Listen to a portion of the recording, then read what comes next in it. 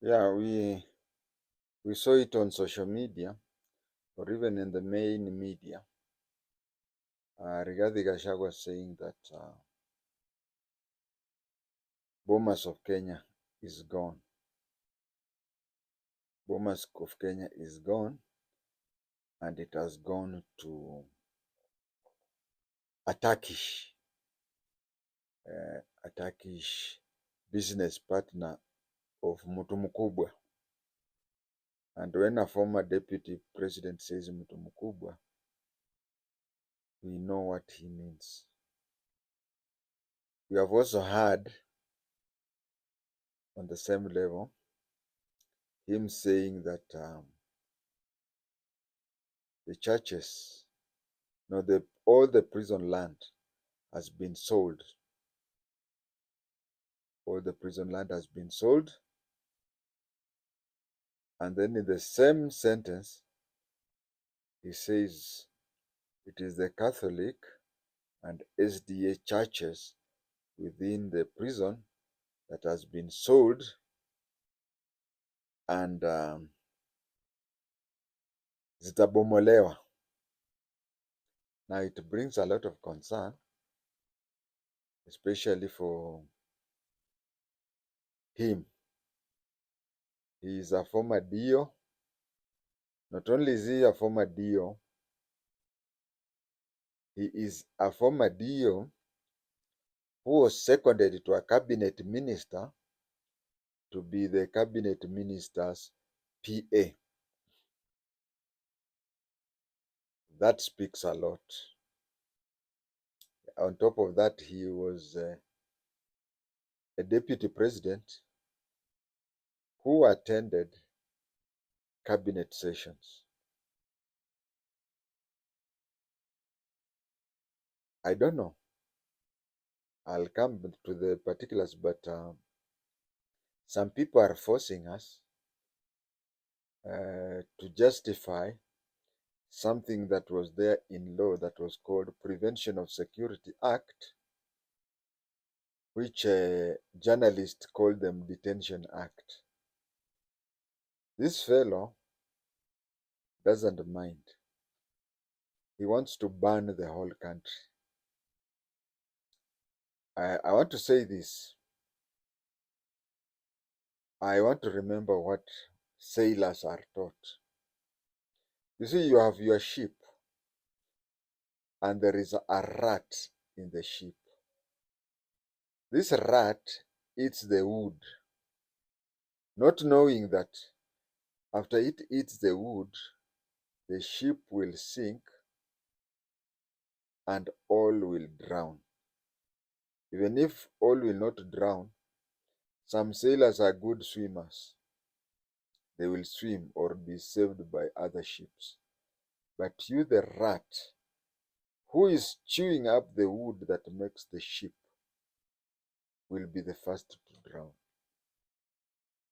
For one to be a DO, not just a DO, a personal assistant to a cabinet minister, or nowadays cabinet secretary, you have to start off as a cadet DO. You have to work as a cadet DO, meaning that for quite some years, you will work in a station. There are these big stations. There are these big stations like Thika, like Wajir South, and so many. Kacheliba, where the DO, which were being called sub-districts, where there used to be two DOs. There was DO1 and DO2. In many cases, the so-called DO2 used to be a cadet DO, working under the DO1. You work that way for 10 months in a year. 1 month is when the DO1 is on leave. So 1 year, 1 month, you are in charge of the division,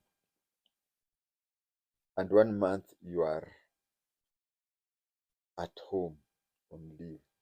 So basically, DO2 in such a situation used to be on training, or even an assistant DO. Then when you have become an assistant DO, I can call it that, you are given your own division. You are a DO2 in your own division. I know most of the DOs who are PS to cabinet ministers used to be DO1s. But for Gachagua, he was a DO2, a junior officer. Another thing is, I know of a certain Mukamba who was a cadet DO but the PA he was a cadet DO but a PA to Mr. Ngei. When in 1990, Ngei was kicked out of the government, then the DO came to Ramu in Mandera. So usually a PA is a very confidential person. You can remember when they were burying Wafula Wanyonyi Chebukati. Yeah, when they were burying Chebukati, Natembea talked of his life as a personal assistant to Michuki. So those are DOs. So I believe that being that, those people are usually very much security conscious. I mean, if you are a personal assistant to the cabinet minister, you are a very secure. There's a lot of things you hide. DOs of any description, even in training, they are trained to be security conscious. And the most security conscious thing somebody has got to be is that careful with the wordings and action that can bring the country down, can burn down the country. With all that, plus the fact that he was a deputy head of state, he has thrown all that to the wind, and he has become like the rat that is chewing the woodwork, and the ship will sink with him. Recently, Gachagua told us that the kidnapping squad was headed by a former police officer who had an office in the CBD. And he said that on Tuesday, he would tell us the identity of the police officer. He only gave one Christian name, and then he said the full names he'll give on Tuesday. Other people, including journalists, made their own investigations, and all these things led to identification of one ex-police officer, saying that he's related to a cabinet minister, cabinet secretary, so on. So those things, he was on, I don't know, 13th floor, such a thing. All these things described one person because he even had that Christian. Well, there is no offense in being related to a cabinet secretary. Just that is not an offense. Even he himself was the deputy head of state, and his relatives were not criminals. So it later came out that,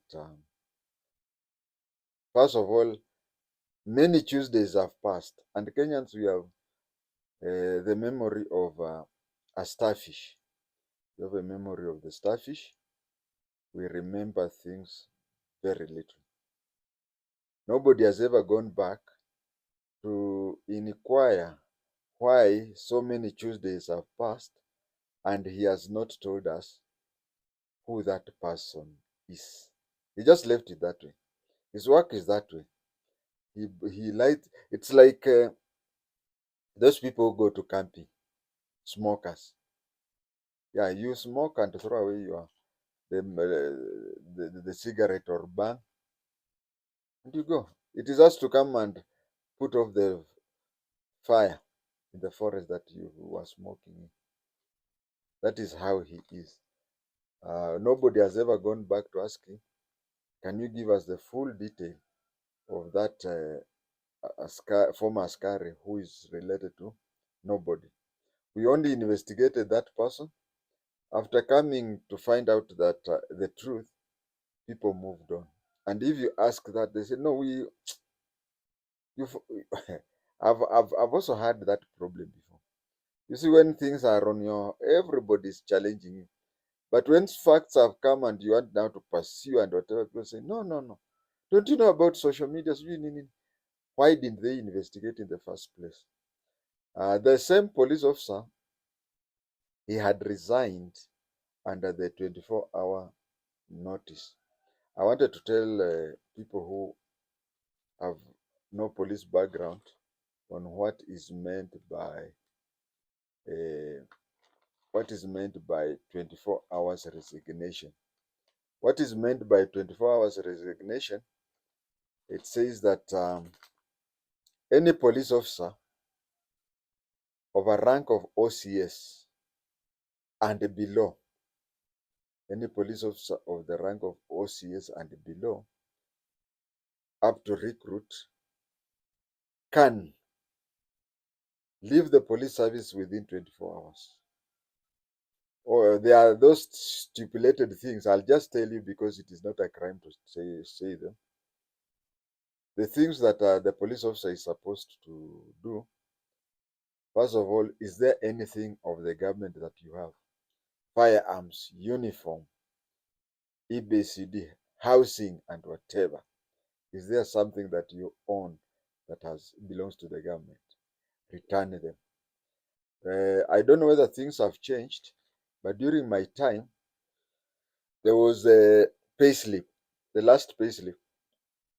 It says salary so much, then blah blah allowances. So they say all earnings in this month, all earnings in this month is so much. Now there they start deduction, isn't it? After deducting everything, then they say the net pay is this. So what you have to have, those days you didn't have to have a check or anything. You just had to go to the nearest reporting officer, to your OCS or OCPD, because the OCS, if he's resigning, he has to go to the OCPD. You give out the resignation letter typed. You attach the pay slip. It shows that last month total earnings were so much. That is the salary plus allowances, so much, and you place the same amount. Within 24 hours, you are already a civilian. So that is how this police officer did. And he did it before his relative became a cabinet secretary. Why did he do that? There is a problem with the police service. There is a problem with the police service that police have always never answered that. You are taken to DCI training school. You are trained to be document examiner. You are trained to know how to get forgeries and whatever, forged documents, and you're a very good investigator. But how much do you get? Then you get a bank. You work for a bank. It is called BIFO, Banking Insurance and Fraud Unit. You work there. So a bank comes and hires you at a salary that is 5 times what the police is giving you. Many resign immediately because at the bank you'll be investigating one case per month. But in the police, there is so many frauds and whatever, and you're doing every day, and you're getting 20% of what a bank can do. So it is such circumstances that you find that this police officer resigned. I don't know him personally. But in many cases, especially those who have worked in dog section, those who have worked in DCI, those who have worked in anti-stock theft unit because they deal with horses. That is how they do that. And it is unfortunate a former deputy head of state did that. Nobody followed him. In Kikuyu, they called it Mwakiwama Fefe. Mwakiwama Fefe. If you go to Kitale when they have harvested, after removing, there is those husks that they burn. The fire comes out very fast. It is hotter than even a gas. But how long does it last? Apart from the black suit you find there, you'll never know that there was fire there an hour ago. All media houses, uh, now I come to the story. All media houses aired Rigathi saying three things. They aired him saying that Bomas of Kenya has been sold to a Turkish national. Muturuki also said that he was the lone voice in the cabinet, but after he was ejected, Bomas of Kenya was sold to the Turkish business associate of a big man. When a former deputy head of state says a big man, you know what he means. No prize for guessing whom he meant by saying big man. The third thing he said in one sentence, the third point, just one sentence, just like a coin that has two sides, he talked the same thing twice. On one side, he said, he appears to say that all prison land in Kenya have been sold. Again, in the same sentence, he appears to say that it's just all Catholic and SDA churches which have been sold within prison in Kenya, and they will be demolished.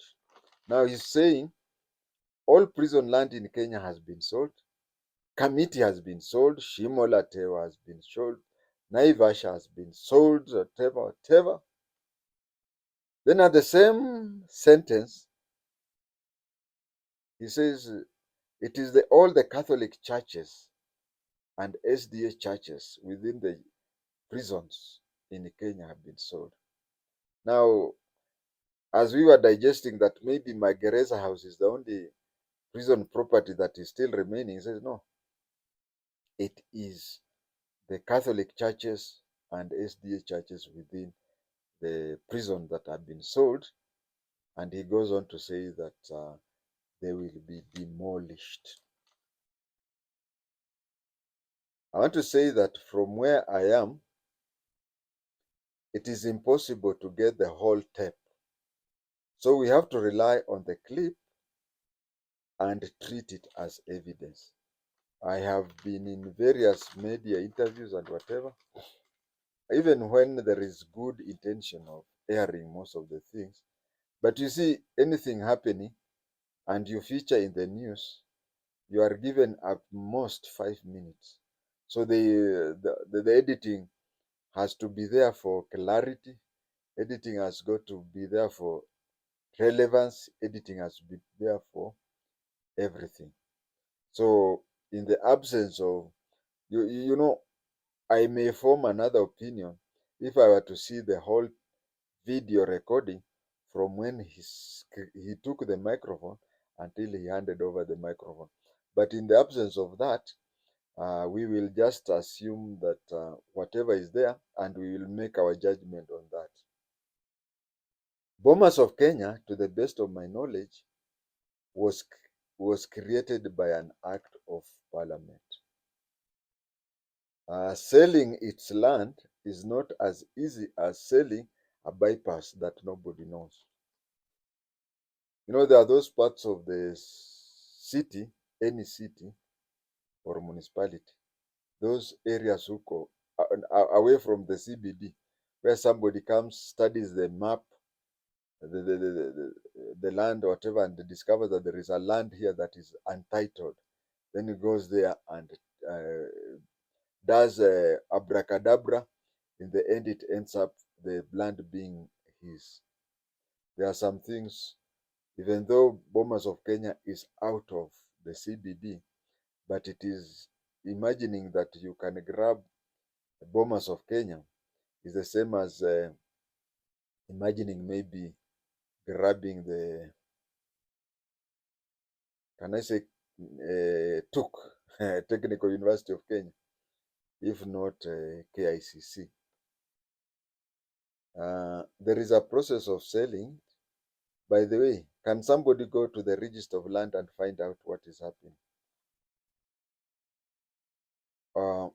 These sales that is saying, then it means that the sales are happening every 5 minutes. I think the Registry of Land is very busy because Ruto has been a president for 2 years, and for Gachagua has been out. Is it 6 months now? For 6 months to have all these transactions happening in lands, then it means that extra clerks have been taken to land to do the needful.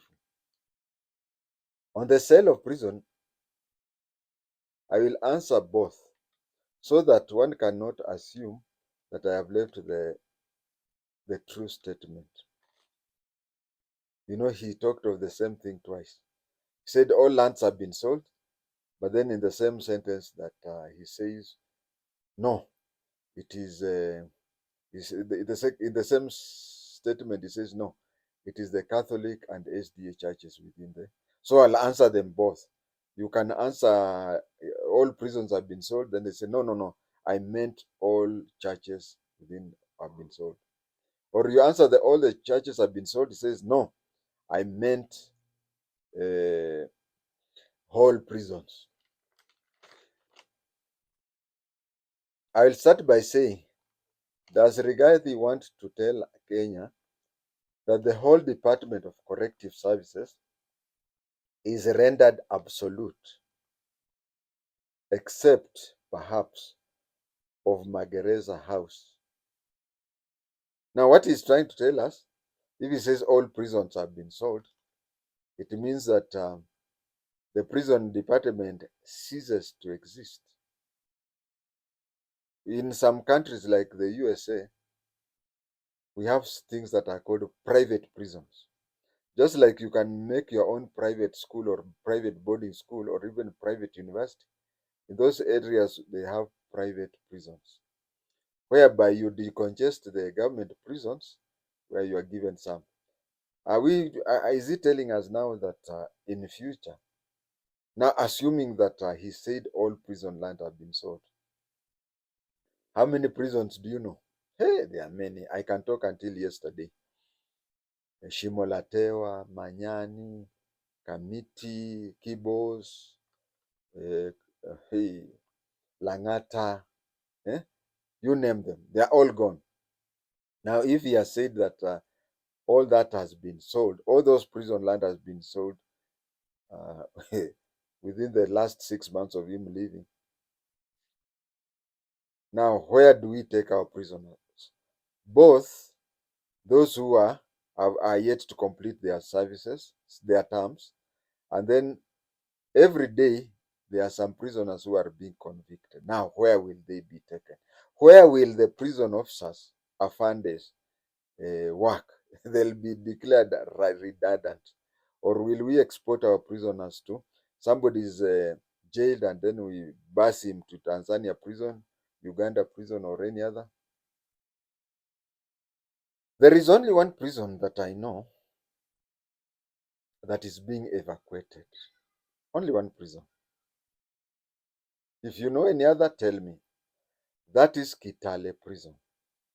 Of course, Kitale prison, previous governments have hived off some plots, and there was that question. But Kitale prison, the last time I checked, was being moved. Kitale has a prison within. I know of only two towns, Kitale and Wajir, where prison is in the CBD. The last time I checked was Ruto was in Kitale. He handed over the prison land to the county government Natembea, of which it will be converted into buildings, towns, into whatever. But the government had found land elsewhere where all things that have got to do with the prison, be it askari, they'll go and work there, be it prisoners will be taken there, and so on and so forth. So the only reason why Kitale prison has, and that's, we have people from Kitale. I think they'll comment it in the comment section. It is right in the CBD, and the only reason that it was being evacuated was because it is in the CBD, and it is affecting the expansion of the town. And it was not grabbed, it is the national government that handed it over to the county government. It is now the property of the county government of Transoya. I don't want to ask, is that possible? Is it possible to sell all prisoners? No, all prisons? I don't want to ask that. I want to ask, is it imaginable? Can anybody imagine a country selling all the prisons? I think that one I've answered the first part.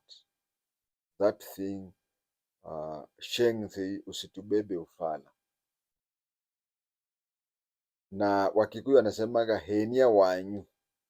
But then in the same sentence, he says that the churches belonging to Catholic and SDA within prison have been sold and will be demolished. I don't know why he did not talk of any other more faiths in prison. I don't know why he chose those two.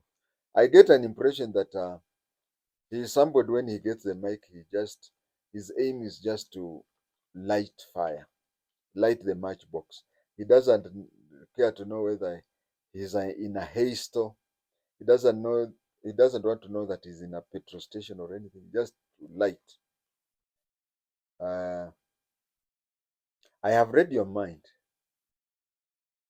and you're asking yourself, is Rigathi out of mind? Is the church go? Is the church goers listening to him also out of mind? Because there are some things somebody can talk to you and whatever, but you see him talking things which are stranger than fiction, and you listen to him. And are the media people out of their mind to air him? Such things are the ones which are very good to be edited out. Is it possible to have a church plot within a prison with a different title deed from the prison?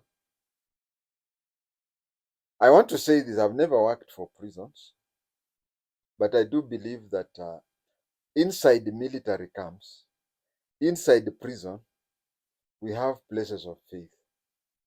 And be they temples, be they mosques, be they churches, and so on.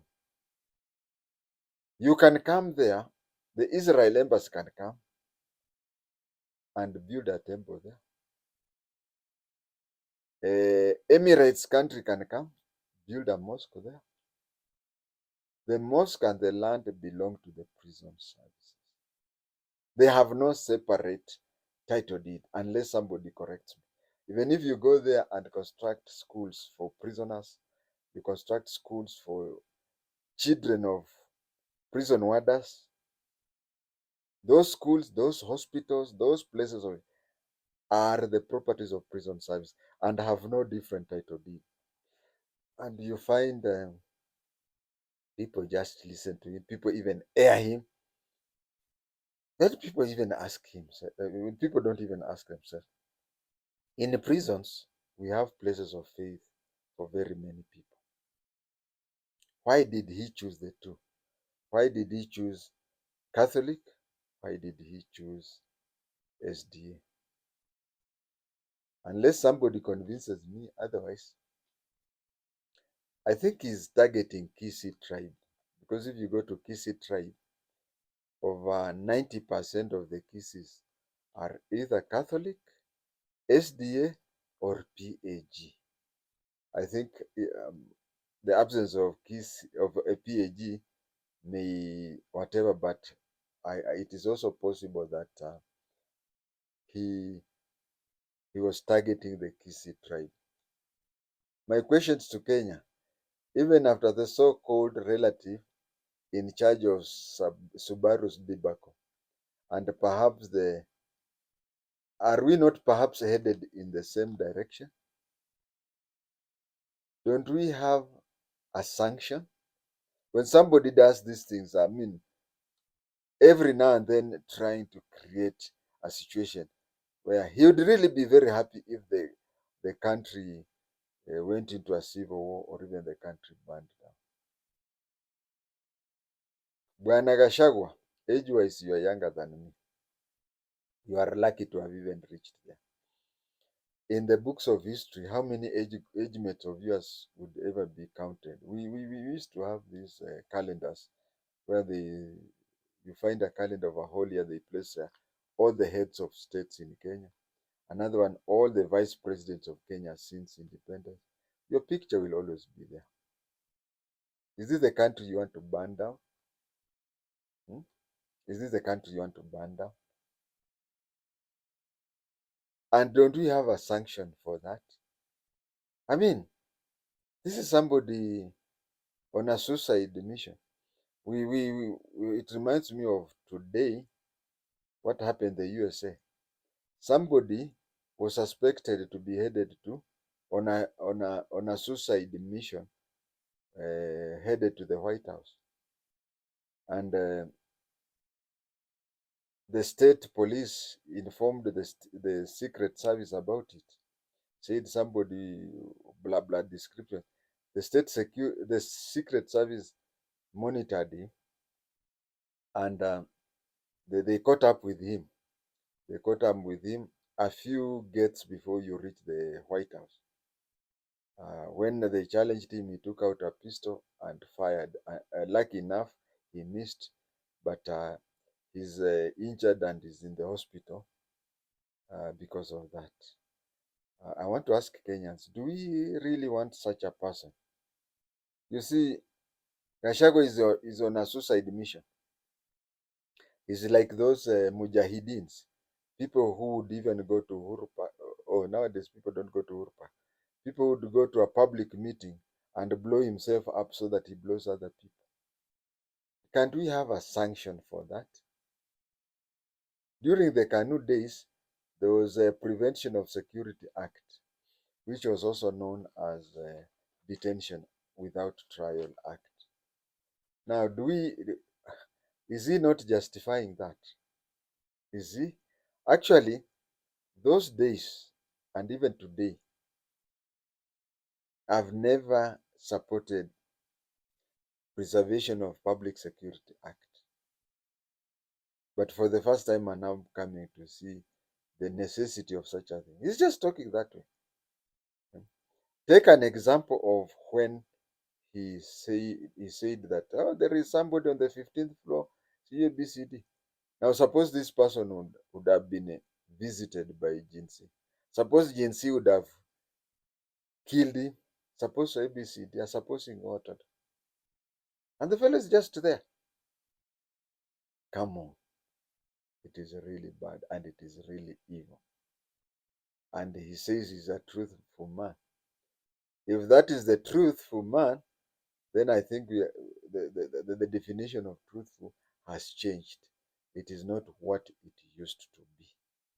Otherwise, English may have changed. Thank you.